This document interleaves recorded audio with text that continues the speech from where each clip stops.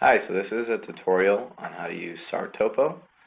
SARTopo is a website that can be used for search management, search planning, and post-op reports for searches.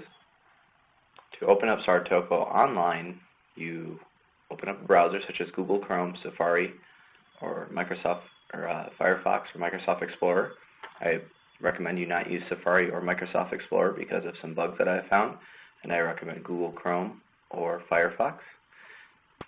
And once you open up your browser, all you do is go to www.sartopo.com and hit enter, and then allow it to load up. If it's your first time ever loading up SARTopo, it may look more something like this.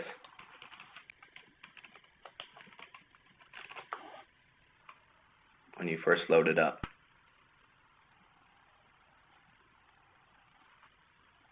At this screen, you can either take a tour, you can close the box, or you can click OK to get out of the box.